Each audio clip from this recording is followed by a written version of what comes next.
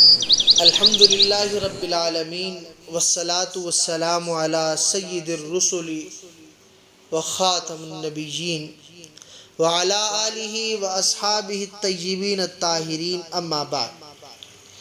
اعوذ باللہ من الشیطان الرجیم بسم اللہ الرحمن الرحیم ما کان محمد ابا احد من رجالکم ولکن رسول اللہ وخاتم النبیین وکان اللہ بکل شیء علیما وقال النبی صلی اللہ علیہ وسلم قال رسول اللہ صلی اللہ علیہ وسلم انہ لا نبی بعدی ولا امت بعدکم وعن انس رضی اللہ تعالی عنہ قال قال النبی صلی اللہ علیہ وسلم ان الرسالۃ والنبوۃ قد انقطعت فلا رسول بعدی ولا نبی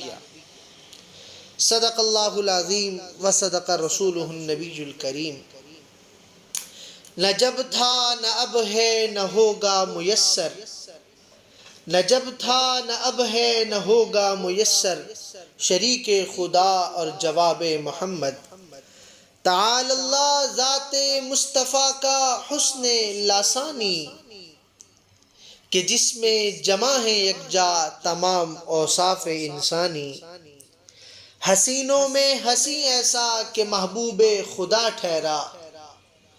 حسینوں میں حسین ایسا کہ محبوب خدا ٹھہرا، نبیوں میں نبی ایسا کہ خاتم الانبیاء ٹھہرا۔ میرے واجب الاحترام عزیز دوستو، السلام علیکم۔ آج آپ حضرات کے سامنے عقیدہ ختم نبوت پر دو چار گزارشات پیش کر کے اجازت چاہوں گا۔ دعا گو ہوں حق تعالی جل شانہ آپ حضرات کے سامنے حق سچ بیان کرنے کی توفیق مرحمت فرمائے، اور آپ کو بھی اور مجھے بھی اس پر عمل کرنے کی توفیق نصیب فرمائے۔ میرے عزیز دوستو، میں نے آپ حضرات کے سامنے قرآن مبارک کی سورہ احزاب کی آیت مبارکہ کی تلاوت کی، جس کا معنی و مفہوم یہ ہے کہ آپ علیہ السلام تم میں سے کسی مرد و بالغ کے باپ نہیں، ولیکن رسول اللہ، لیکن اللہ کے رسول ہیں، وخاتم النبیین، اور خاتم النبیین ہیں۔ وکان اللہ بکل شیء علیما، اور اللہ تعالی ہر چیز کا علم رکھتا ہے، جاننے والا ہے۔ اس آیت کا مفہوم یہ بنا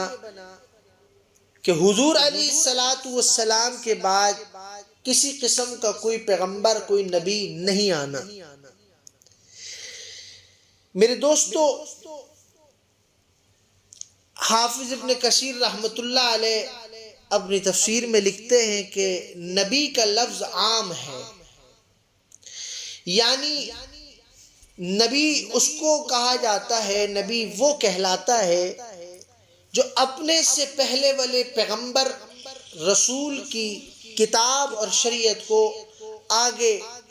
اپنی قوم تک پہنچاتا ہے۔ یعنی اللہ کی طرف سے نبی کو علیحدہ سے کوئی نئی کتاب یا نئی شریعت نہیں دی جاتی، بلکہ پچھلے پیغمبر پر نازل کردہ کتاب اور دین ہی کو آگے چلانا ہوتا ہے، اور رسول اس کو کہا جاتا ہے جس کو اللہ کی طرف سے نئی کتاب، نیا دین، نئی شریعت عطا کی جائے۔ تو لہذا جب آیت مبارکہ میں اللہ نے خاتم النبیین فرما دیا کہ حضور علیہ السلام کے بعد اب کوئی نبی نہیں آئے گا، تو جب اللہ تعالی نے عام کی نفی کر دی، تو قاعدہ ہے کہ جب عام چیز کی نفی ہو جائے تو خاص چیز خود بخود نفی ہو جایا کرتی ہے۔ عام نبی ہے اور رسول خاص ہے، لہذا نبی کا اللہ نے فرما دیا کہ نبی نہیں آئے گا، تو اس کا مطلب یہ ہے کہ رسول تو بدرجہ اولا نہیں آئے گا۔ یہ بات میں نے اس لیے وضاحت کر دی کہ بعض دجل و فریب کرنے والے قادیانی یہ بات سادہ لوح قسم کے لوگوں کو، مسلمانوں کو کہتے ہیں کہ اللہ نے تو خاتم النبیین کی نفی کی ہے، خاتم الرسول کی تو نفی نہیں کی، رسول تو آ سکتا ہے، تو لہذا یہ بات یہاں سے سمجھ آ گئی ہوگی کہ رسول بھی نہیں آ سکتا۔ جس طرح سے نبی پر اللہ نے نبوت کا دروازہ بند کر دیا، تو اسی طرح رسولوں کو بھی اللہ تعالی نے اب نہیں بھیجنا۔ حضور علیہ السلام پر سلسلہ نبوت ختم ہو گیا۔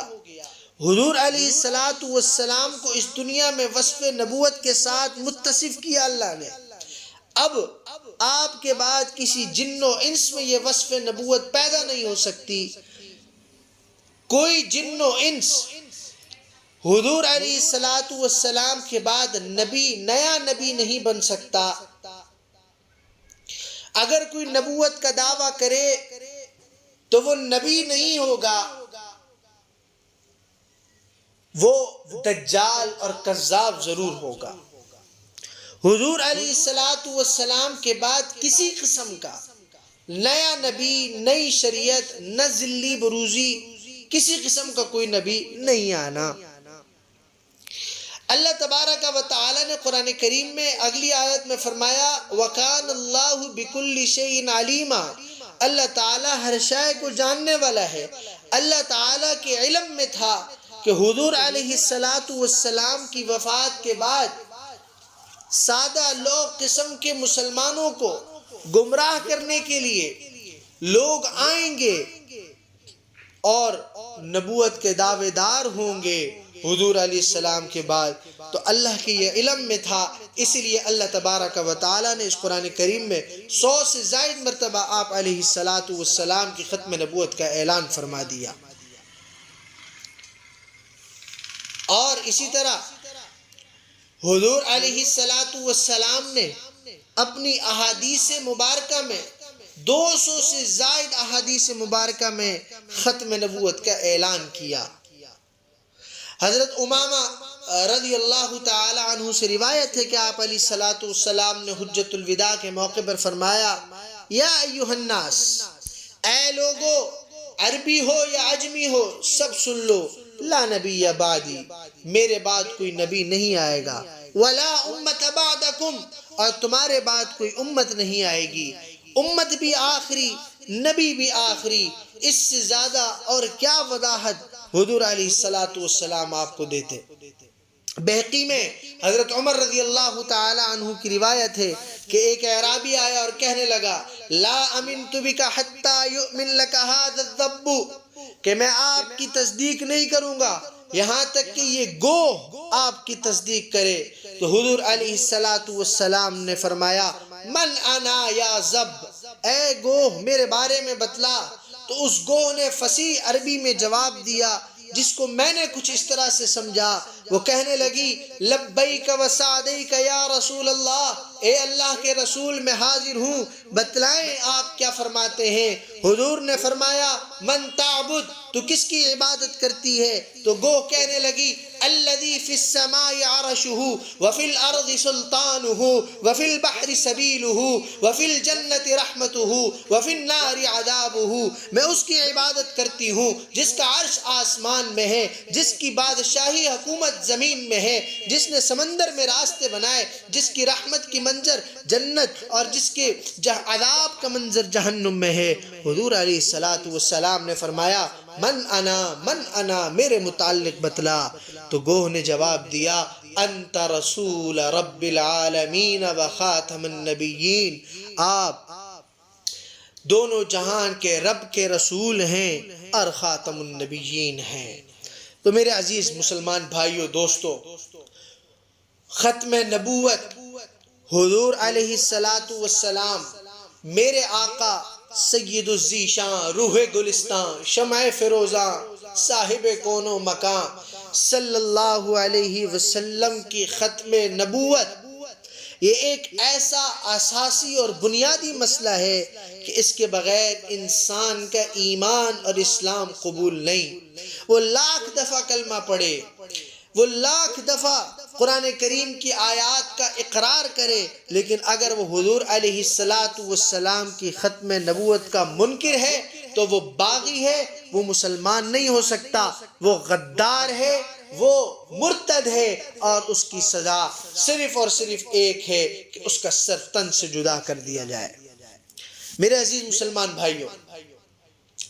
آج قادیانی اپنے اس دجل اور فریب سے ہمارے سادہ لوگ غیور بے خبر مسلمانوں کو میرے آقا علیہ الصلوۃ والسلام کی ختم نبوت کے منکر بنا رہے ہیں، گلی گلی نگر نگر محلہ محلہ جا کر اپنی تبلیغ کر رہے ہیں، لیکن ہمارا مسلمان بھائی چادر اوڑے لمبی تان کے سو رہا ہے، کوئی پرواہ نہیں ہے کہ حضور علیہ الصلوۃ والسلام کی نبوت پر دن دہاڑے ڈاکے ڈالے جا رہے ہیں، حضور علیہ الصلوۃ والسلام کی ختم نبوت کی دھجیاں اڑائی جا رہی ہیں، حضور علیہ الصلوۃ والسلام کی دین کی دھجیاں اڑائی جا رہی ہیں۔ میرے دوستو، حضور علیہ الصلوۃ والسلام کی ختم نبوت کا دفاع ہم سب پر ضروری ہے، فرض ہے۔ آپ اور میں حضور علیہ الصلوۃ والسلام کی ختم نبوت کا دفاع کریں۔ ہم میں سے ہر ایک مسلمان اس بات پر کھڑا ہو اور اپنے اپنے علاقے میں، اپنے اپنے محلے میں قادیانیوں کے دجل اور فریب کو واضح کریں، ان کی مصنوعات کا بائیکاٹ کریں، شیزان اور پاران اور اس قسم کی دیگر مصنوعات کا بائیکاٹ کریں اور بے خبر مسلمانوں کو اس سے آگاہ کریں، اور ہماری جماعت کا دست بازو بنے، ہماری جماعت کو کہ اکابرین کو اپنے علاقوں میں بلائیں، جمع کریں، مسلمان نوجوانوں کو جمع کریں اور جناب ان کو بتلائیں، سکھلائیں کہ ختم نبوت کا کام کیا ہے، ختم نبوت کیا ہے، اور کچھ نہیں کر سکتے، کچھ نہیں کر سکتے تو کم از کم اتنا تو ضرور کریں نا کہ آپ کی جماعت عالمی مجلس تحفظ ختم نبوت کہ یہ اکابرین کام کر رہے ہیں، ان اکابرین کے آپ دست بازو بن جائیں اور اپنی رکنیت کروائیں، کسی بھی قسم سے آپ ان حضرات کا تعاون کریں، جو ہو سکے آپ سے تعاون کریں، کہ کیوں کل قیامت کے دن اگر ہم مر گئے تو اگر ہم حضور کی دربار میں پیش ہوں گے کس منہ سے پیش ہوں گے؟ حضور نے اگر پوچھ لیا ہم سے کہ تم نے کیا کیا، میری ختم نبوت پر ڈاکے ڈالے جا رہے تھے، اے مسلمان تم کیا کر رہا تھا؟